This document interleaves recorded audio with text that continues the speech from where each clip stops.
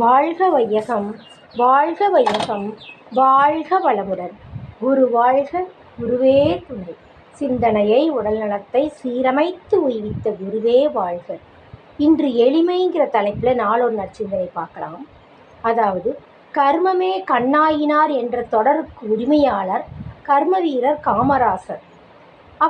அவர் தன்னுடைய காரியத்திலே எப்பொழுதும் கண்ணாக இருக்கும், காரியத்திலேயே கண்ணாக இருக்கும் உலகத்தில் கடமையிலே கண்ணாக இருந்த பெருமகனார் ஆவார். அவர் ஒரு பழமொழி சொல்லுவாங்க, ஒரு காசு செலவு செய்து ஊசி வாங்கி அதில் 9 செலவு செய்து தன் பெயரை பெருத்து கொண்டான் என்பது கிராமிய வழக்கு. அத்தகைய உலகில் சுய விளம்பரம் இல்லாமலும் பொதுநலமே தன் கருமமாக தன் கண்ணாக கருதி வாழ்ந்த பெருமக்கள் வரிசையிலே முன்னுரிமை பெற்றதற்கு உரியவர் காமராசர் ஆவார். அவர் காவி கட்டாத துறவி, கமண்டலம் ஏந்தாத முனிவர், கைத்தடி ஊன்றாத காந்தி. இத்தகைய சிறப்பிற்கு அவர் உரிமையாளராக காரணம் என்ன? அவருள் ஊறிக்கிடந்த ஒரு அடிப்படை பண்பு, அதுதான் எளிமை. எங்கும் எளிமை, எதிலும் எளிமை. பேறு 16 என்று தமிழ் பாடல் ஒன்று சுட்டும் பேறு என்பது செல்வம். திருவள்ளுவரும் ஆங்காங்கே மிகச் சிறந்த செல்வங்களாக மக்கள், கல்வி, கேள்வி, அருள் ஆகியவற்றை சுட்டுவார். இவற்றிற்கெல்லாம் மாறாக தேம்பாவணி ஆசிரியர் வறுமையே மெய்த்திரு என்பார். இயேசுபிரான் எளிமை கோலம் பூண்டு வறுமையை தேர்ந்ததால் அவ்வாறு கூறினார். ஆதலின் எளிமை குணம் உயரிய பண்பாகும் என்பது அவரது கருத்து. அப்பண்பின் பிறப்பை இயல்பாகவே பெற்றிருந்ததால்தான் காமராசர் ஆரவாரமில்லாத தலைவராக விளங்கினார், ஆர்ப்பாட்டம் இல்லாத தொண்டராகவும் விளங்கினார். எளிமையின் சின்னமாகிய அவர் உள்ளத்தில் ஏழை எளியவரின் வாழ்வு பற்றிய சிந்தனையே எப்பொழுதும் குடிகொண்டிருந்தது.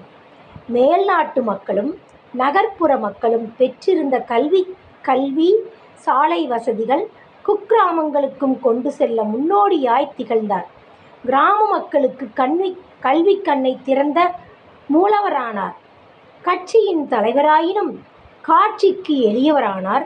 மாநிலத்தின் முதல்வராயினும் மக்கள் மன்றத்தில் சாதாரண மனிதராகவே நடந்து கொண்டார். நாட்டின் தலைவர்களை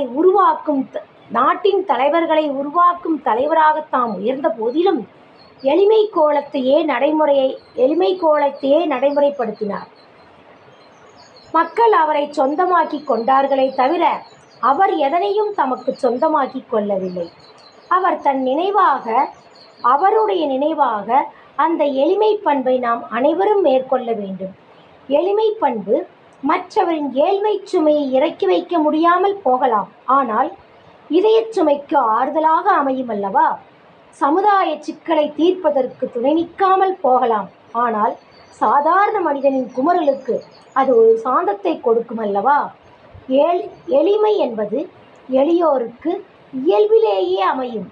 வலியவர்தாம் அதனை வலிந்து பற்றி கைகொள்ள வேண்டும். பாமரன் எளிமையில் வாழ்ந்துதான் தீர வேண்டும். அவனுடைய நிலை அவ்வாறு. ஆனால் பணக்காரனோ பதவியில் உள்ளோர் அதனை கைகொண்டு போற்றி காக்க வேண்டும். இந்நாளில் அனைவரும் அவ்வெளிமையை பண்பை கொள்வோம் என்று உறுதி கொண்டு இன்றைய நாளொரு நற்சிந்தனையை இத்தோடு நிறைவு செய்கின்றேன். நன்றி, வணக்கம், வாழ்க வளமுடன்.